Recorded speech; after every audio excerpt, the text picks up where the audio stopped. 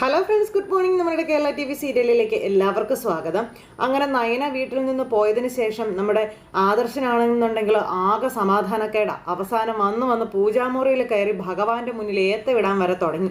ഇറങ്ങിപ്പോയ നയനയൊന്ന് തിരിച്ചു വരണേ എന്നുള്ള പ്രാർത്ഥന മാത്രമേ ഉള്ളൂ. ഈ സമയത്ത് ദേവയാനിക്ക് മുന്നിൽ ചെന്ന നയനയെക്കുറിച്ചുള്ള പ്രാധാന്യം പറഞ്ഞ് മകനോട് ദേവയാനി തട്ടിക്കയറുക. ദേവയാനിയുടെ ഉള്ളിലും ടെൻഷനാണ്. ദൈവം ഇനി അവളെങ്ങാനും വരാതിരിക്കോ, വരാതിരുന്നു കഴിഞ്ഞിട്ടുണ്ടെങ്കിൽ ഇവിടുത്തെ ജോലി മുഴുവൻ ഞാൻ ചെയ്യണ്ടേ, ആ ഒരു ടെൻഷനൊക്കെ പുള്ളിക്കാരിക്കും ഉണ്ട്. പക്ഷെ വിട്ടുകൊടുക്കാൻ തയ്യാറല്ല, ആർക്കും താണു കൊടുക്കാനും തയ്യാറല്ല. വിട്ടുവീഴ്ചകൾ ഉണ്ടെങ്കിൽ മാത്രമേ ഒരു വീട് നന്നായി പോകുമോ എന്നുള്ള ബോധം ആ വീട്ടിലിപ്പോൾ മുത്തശ്ശിയും മാത്രമേ ഉള്ളൂ എന്ന് തന്നെ പറയാം. അതുപോലെ നയനയ്ക്കും.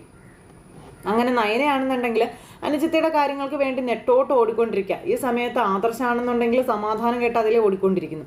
അങ്ങനെ ആദർശ് വന്ന് ഉമ്മറത്തിങ്ങനെ വന്നിരിക്കുന്നു, നയനയെ കണ്ണു നോക്കി. ആ സമയത്ത് നമ്മുടെ നയന എല്ലാം കഴിഞ്ഞ് എല്ലാവരോടും എല്ലാം പറഞ്ഞ് എല്ലാം ഒരു രീതിയിൽ സമാധാനപരമാക്കിയിട്ട് വീട്ടിലേക്ക് വരുന്നു. അങ്ങനെ വീട്ടിലേക്ക് വന്ന സമയത്ത് നമ്മുടെ ആദർശ് അവിടെ ഉമ്മറത്ത് തന്നെ ഇരിപ്പുണ്ടായിരുന്നു. ആദർശ് ഉമ്മറത്തിരിക്കുന്നു. നയനയെ കണ്ടപ്പോഴാണ് ശ്വാസം നേരെ വീണത്. ഈശ്വര, ഇവള് വന്നല്ലോ, സമാധാനം. അപ്പോൾ അവൾ ഇട്ടിട്ട് പോയതൊന്നും അല്ലല്ലോ എന്നും പറഞ്ഞുകൊണ്ട് ഇങ്ങനെ ആദർശ് ഇങ്ങനെ. അപ്പോൾ എന്തായാലും അവൾ വന്നതല്ലേ, അവളോട് ദേഷ്യത്തിലൊന്നും സംസാരിക്കണ്ട. ദേഷ്യത്തിൽ സംസാരിച്ചു കഴിഞ്ഞിട്ടുണ്ടെങ്കിൽ കാര്യങ്ങളെല്ലാം അവതാളത്തിലാകും. അതുകൊണ്ട് ഇച്ചിരി മായമായിട്ട് അങ്ങ് നിന്നാൽ മതി എന്ന് മനസ്സിലിങ്ങനെ ചിന്തിക്കാം. അപ്പോഴത്തേക്കും ആദർശേട്ടൻ എന്താ ഇവിടെ ഇരിക്കുന്നതെന്ന് ചോദിച്ചു നയന. നീ ഇത് എവിടെ പോയതായിരുന്നു? നീ എന്താ ആരോടും ഒന്നും പറയാതെ ഇവിടെ നിന്ന് ഇറങ്ങിപ്പോയത്? ഇപ്പോൾ വന്നു നിനക്ക് അഹങ്കാരം കൂടുതലായോ? നിന്നെ കൂട്ടിക്കൊണ്ട് വന്നത് അബദ്ധമായോ എന്നൊക്കെ ചോദിച്ചുകൊണ്ട് ആദർശ് ഇങ്ങനെ നയനോട് ചോദിക്കുമ്പം, ഞാൻ ആദർശേട്ടനോട് പറഞ്ഞതാണല്ലോ എന്നെ കൂട്ടിക്കൊണ്ട് വരാൻ താല്പര്യമില്ലെങ്കിൽ കൂട്ടിക്കൊണ്ട് വരണ്ടായെന്ന്. പിന്നെ എനിക്ക് അഹങ്കാരമാണെന്ന് ഏത് നേരവും പറയുന്നുണ്ടല്ലോ.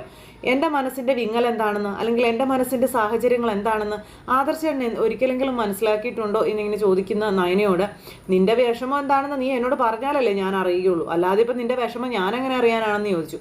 പെട്ടെന്ന് ആദർശിന് മനസ്സിലായി, ഞാൻ കുറച്ച് വയലൻ്റ് ആയി പോകുന്നുണ്ട്, ഒത്തിരി വയലൻ്റ് ആവണ്ട, കുറച്ചൊന്ന് കൂളാവാം, അല്ലെങ്കിൽ കയ്യിൽ നിന്ന് പോകും കാര്യങ്ങൾ. അങ്ങനെ മനസ്സിലാക്കിക്കൊണ്ട് ആദർശ് പിന്നെ കുറച്ചങ്ങ് താഴ്ത്തി. എന്തായാലും നീ ചെയ്തതൊന്നും ശരിയല്ല, നിനക്ക് ആരോടെങ്കിലും ഒന്ന് പറഞ്ഞിട്ട് പോകായിരുന്നു, വീട്ടിലോട്ട് വിളിച്ചപ്പോൾ അവിടെയും ചെന്നിട്ടില്ലെന്ന് പറഞ്ഞു, അതുകൊണ്ട് തന്നെ ഞങ്ങൾ എന്ത് വിശ്വസിച്ചാണ് എവിടെ ഇരിക്കുന്നത്, ആകെ ടെൻഷനായി പോയി എന്നൊക്കെ പറഞ്ഞ് ആദർശ് ഇങ്ങനെ പറയാം. അപ്പോൾ ആദർശേട്ടൻ്റെ ജീവിതത്തിൽ എന്നെപ്പോലെ ഒരു ഭാര്യ ആവശ്യമില്ലെന്നല്ലേ ആദർശേട്ടൻ പറഞ്ഞത്.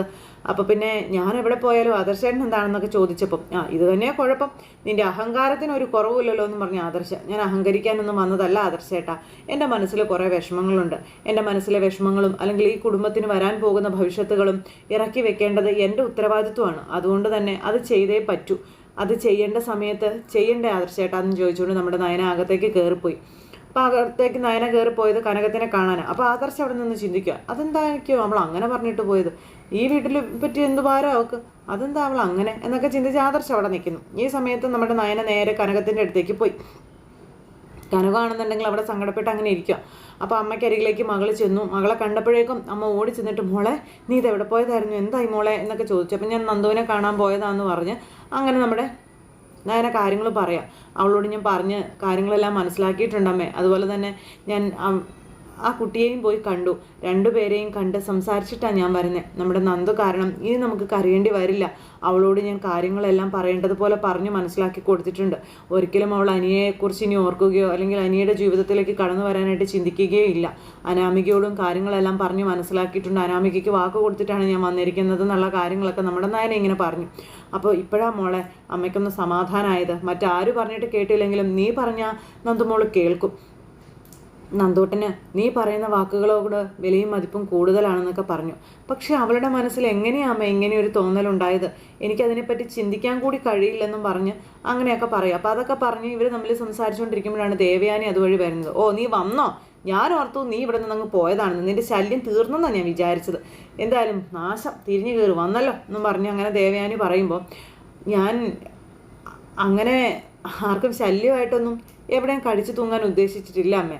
പിന്നെ എൻ്റെ റോള് കഴിയുമ്പോൾ എന്ത് ചെയ്യണമെന്നും എന്താണ് തീരുമാനം എടുക്കേണ്ടതെന്നും എനിക്കറിയാം. എൻ്റെ കാര്യം ഓർത്ത് അമ്മ ടെൻഷൻ അടിക്കുകയൊന്നും വേണ്ട. ഞാനൊരിക്കലും അമ്മയ്ക്കൊരു ബാധ്യതയാകുമെന്നൊന്നും അമ്മ വിചാരിക്കേണ്ടെന്ന് പറഞ്ഞു. അപ്പോഴേക്കും ദേവയാനി, നിനക്ക് ഈ നാവാണല്ലോ നിൻ്റെ എല്ലായിടത്തെയും ആയുധം, അതുകൊണ്ട് തന്നെ നിനക്ക് എവിടെയും കടിച്ചു തൂങ്ങി കിടക്കാനുള്ള അവസരമൊക്കെ കിട്ടും.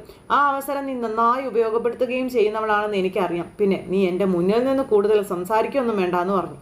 അങ്ങനെ അതും പറഞ്ഞ് ദേവയാനി അങ്ങ് പോയി. അമ്മയും മോളും കൂടി ഇപ്പോൾ വീട് ഭരിക്കുകയാണ് എന്നുള്ള രീതിയിൽ വരുത്തിയിട്ട് അപ്പോൾ ഇവർക്കെല്ലാവർക്കും മോളെ ആവശ്യമാണ്, പക്ഷേ ആർക്കും അംഗീകരിച്ച് തരാനായിട്ട് കഴിയില്ല. അതാണ് മോൾ ഇവിടുത്തെ പ്രശ്നമെന്ന് പറഞ്ഞു. എനിക്ക് ആരുടെ അംഗീകാരത്തിന് വേണ്ടിയല്ലമ്മേ, മുത്തശ്ശനും മുത്തശ്ശിയും ആ 2 ജീവനുകളെ ഓർത്ത് മാത്രമാണ് ഞാൻ ഇന്ന് ഇവിടെ നിൽക്കുന്നത്. നന്ദുവിനോട് ഞാൻ എല്ലാം പറഞ്ഞിട്ടുണ്ട്. അതുകൊണ്ട് തന്നെ നന്ദൂട്ടൻ ഇനി ഒരിക്കലും ആ ഒരു തെറ്റ് ആവർത്തിക്കില്ലെന്ന് എനിക്ക് സത്യം ചെയ്ത് തന്നാണെന്ന് പറഞ്ഞ് നമ്മുടെ നയനെ അങ്ങ് പോയി. നയനെ അങ്ങ് പോയപ്പോഴാണ് കനകത്തിന് ശ്വാസം നേരെ വീണ് അങ്ങനെ നിൽക്കുന്നത്. ഇത് കഴിഞ്ഞിട്ട് നമ്മുടെ മുത്തശ്ശനെയും മുത്തശ്ശിയെയും കാണാനായിട്ടാണ് നയനെ പോണേ. അപ്പം നയനെ അവിടെ ചെന്നു. നയനെ അവിടെ ചെന്ന് കഴിഞ്ഞപ്പോൾ മുത്തശ്ശനും മുത്തശ്ശിയും ചോദിച്ചു, മോളിത് എവിടെ പോയതായിരുന്നു എന്ന് ചോദിച്ചപ്പം ഞാൻ പുറത്തേക്ക് പോയതായിരുന്നു മുത്തശ്ശ എന്ന് പറഞ്ഞു. മനസ്സിനൊരു സമാധാനം ഉണ്ടായിരുന്നില്ല, അതുകൊണ്ടാണ് ഞാൻ പുറത്തേക്ക് പോയതെന്ന്. അപ്പം മുത്തശ്ശനും മുത്തശ്ശിയും വിചാരിച്ചത് ഇവിടെ ഇവരുടെ എല്ലാവരുടെയും ഈ ഒരു ടോർച്ചറിങ് കാരണം മാനസികമായിട്ട് തളർന്നിട്ട് മനസ്സിന് കുറച്ച് സമാധാനം കിട്ടാൻ വേണ്ടി ഈ വീട്ടിൽ നിന്ന് ഇറങ്ങിപ്പോയതാണ് നയന എന്നാണ്. അപ്പം മുത്തശ്ശനും മുത്തശ്ശിയും അങ്ങനെ വിചാരിച്ചു. അപ്പോൾ മോൾ അതൊക്കെ ഒന്ന് അഡ്ജസ്റ്റ് ചെയ്ത് ക്ഷമിക്കണം എന്നൊക്കെ പറഞ്ഞ് മുത്തശ്ശനും മുത്തശ്ശി ഇങ്ങനെ പറയാം. ആദർശിൻ്റെ ഭാഗത്തു നിന്ന് അല്ലെങ്കിൽ ദേവയാനിയുടെ ഭാഗത്തു നിന്നൊക്കെ എൻ്റെ മോൾക്ക് ഒരുപാട് ദുഃഖങ്ങൾ ഉണ്ടാകുന്നുണ്ടെന്ന് ഞങ്ങൾക്കറിയാം. മോൾ എന്തുകൊണ്ടാണ് ഇവിടെ ഇങ്ങനെ നിൽക്കുന്നതെന്നും ഞങ്ങൾക്ക് നന്നായിട്ട് അറിയാം. അതൊരിക്കലും മറന്നുകൊണ്ടല്ല മുത്തശ്ശനും മുത്തശ്ശി പറയുന്നത്. എങ്കിലും എൻ്റെ മോള് പരിശ്രമിച്ച് കഴിഞ്ഞിട്ടുണ്ടെങ്കിൽ ആദർശിനെ മോൾക്ക് നേടിയെടുക്കാനായിട്ട് കഴിയും, നിങ്ങൾക്ക് നല്ലൊരു കുടുംബജീവിതം നയിക്കാനായിട്ടും കഴിയും എന്ന് പറഞ്ഞ് അങ്ങനെ മുത്തശ്ശനും മുത്തശ്ശിയും നയനയ്ക്ക് ഓരോന്ന് പറഞ്ഞു കൊടുക്കുക. അപ്പോൾ മോളോട് ഓരോന്നൊക്കെ പറഞ്ഞപ്പോൾ മുത്തശ്ശനും മുത്തശ്ശിയും നൽകുന്ന ഈ ഒരു കരുത്തും അല്ലെങ്കിൽ ഈ ഒരു ധൈര്യമാണ് തന്നെ ഇന്ന് ജീവിക്കാൻ പ്രേരിപ്പിക്കുന്നതെന്നുള്ള കാര്യം നയനെ അവരോട് പറഞ്ഞിട്ട് നയനെ അവിടെ നിന്ന് പോയി. അത് കഴിഞ്ഞപ്പോഴേക്കും നമ്മുടെ മുത്തശ്ശൻ അവിടെ നിന്ന് മുത്തശ്ശിയോട് പറയുവാണ്, ഇവനെ അതായത് ആദർശിനെ ഇങ്ങനെ വിട്ടാൽ പറ്റില്ല. ആദർശ് ഇങ്ങനെ ഈ രീതിയിൽ പോയി കഴിഞ്ഞിട്ടുണ്ടെങ്കിൽ ഇപ്പം തന്നെ നയനമോളുടെ അവസ്ഥ കണ്ടില്ലേ, മുഖത്ത് സന്തോഷം എന്ന് പറയുന്നതൊന്നുമില്ല. കുടുംബത്തിലെ മഹാലക്ഷ്മിയുടെ മുഖം വാടിയാൽ അത് കുടുംബത്തെ മുഴുവനായിട്ട് ബാധിക്കും. അതുകൊണ്ട് തന്നെ നയനമോളുടെ ഈ കാര്യത്തിൽ ഒരു പരിഹാരം കണ്ടേ പറ്റൂ. നയനമോളെ ഇങ്ങനെ എന്നും ഒരു അവഗണനയോടെ കാണാൻ ആദർശിനെ സമ്മതിക്കരുതെന്നൊക്കെ പറഞ്ഞുകൊണ്ട് മുത്തശ്ശനും മുത്തശ്ശി ഇങ്ങനെ പറയാം. അപ്പം മുത്തശ്ശനും മുത്തശ്ശിയും സംസാരിച്ച സമയത്ത് അവരുടെ മുന്നിൽ ആദ്യം തെളിഞ്ഞു വന്ന ഒരു രൂപം എന്ന് പറയുന്നത് നമ്മുടെ കിരണിൻ്റെ. അപ്പം കിരൺ സംസാരിച്ച് കഴിഞ്ഞിട്ടുണ്ടെങ്കിൽ കുറേയൊക്കെ ആദർശിന് മാറ്റം വരും എന്നുള്ളൊരു പ്രതീക്ഷ അവർക്കുണ്ട്. അതുകൊണ്ട് തന്നെ മുത്തശ്ശൻ കിരണിനെ വിളിച്ച് സംസാരിക്കുന്നു. അപ്പോൾ കിരണിനെ വിളിച്ച് സംസാരിക്കുന്ന സമയത്ത് കിരണും അത് ഒരുപാട് ആഗ്രഹിക്കുന്നതായിട്ട് തിരിച്ചും പറയുവാണ്. അപ്പോൾ നിങ്ങൾ വിഷമിക്കേണ്ട, മുത്തശ്ശൻ്റെയും മുത്തശ്ശിയുടെയും ആഗ്രഹം പോലെ ഞാൻ അവനെ കാണാം, കണ്ട് സംസാരിക്കാം, എന്നിൽ കഴിയുന്ന രീതിയിൽ അവൻ്റെ ഉള്ളിലേക്ക് നയനയ്ക്കൊരു ഇതുണ്ടാക്കിയെടുക്കാൻ ഞാൻ ശ്രമിക്കാം എന്നൊക്കെ പറഞ്ഞു. അങ്ങനെ അതെല്ലാം കഴിഞ്ഞ് കൂട്ടുകാരനെ വിളിക്കും, അത്യാവശ്യമായിട്ട് കാണണം എന്നും പറഞ്ഞു. അപ്പോൾ എന്താടാ കാര്യം എന്ന് ചോദിച്ചപ്പം കാര്യം ഉണ്ടെങ്കിൽ നീ എന്നെ കാണാൻ വരത്തുള്ളൂ എന്ന് ചോദിച്ചു കിരൺ. എടാ അങ്ങനെയല്ല, ഞാൻ കുറച്ച് തിരക്കായി പോയെന്ന് പറയുമ്പോൾ എന്തായാലും എത്ര വലിയ തിരക്കാണെങ്കിലും എന്നെ കാണാതിരിക്കാനുള്ള തിരക്കൊന്നും നിനക്കില്ല, അതെനിക്കറിയാം. എന്തായാലും ഞാൻ വൈകുന്നേരം ബീച്ചിലുണ്ടാവും, നീ അങ്ങോട്ടേക്ക് വന്നാൽ മതിയെന്ന് പറഞ്ഞുകൊണ്ട് നമ്മുടെ കിരൺ ഇങ്ങനെ ആദർശിനെ വിളിച്ചു വരുത്തുക. എന്നിട്ട് കിരണും ആദർശും കൂടെ കണ്ടു. അപ്പോൾ എന്തിനാടാ നീ കാണണമെന്ന് പറഞ്ഞതെന്ന് ആദർശ് ചോദിച്ചപ്പോൾ നിന്നെ എനിക്ക് മനസ്സിലാകുന്നില്ല ആദർശേ, നീ എന്താ ഇങ്ങനെയെന്ന് ചോദിച്ചു.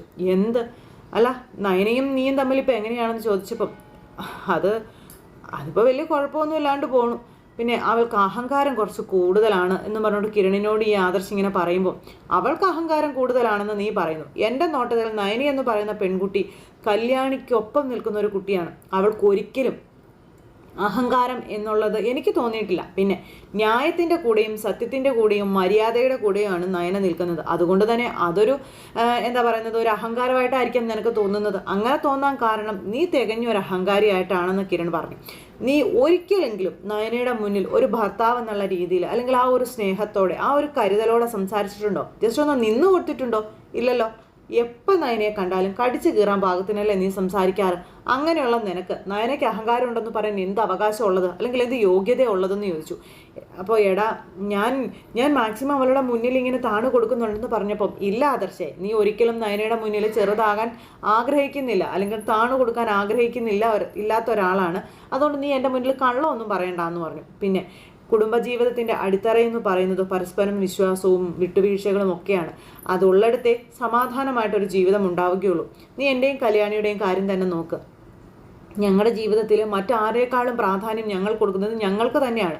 അതുകൊണ്ട് മറ്റാരെന്ത് ചെയ്താലും എവിടെ കിടന്ന് പറഞ്ഞാലും അതൊന്നും ഞങ്ങളെ ബാധിക്കുന്നില്ല.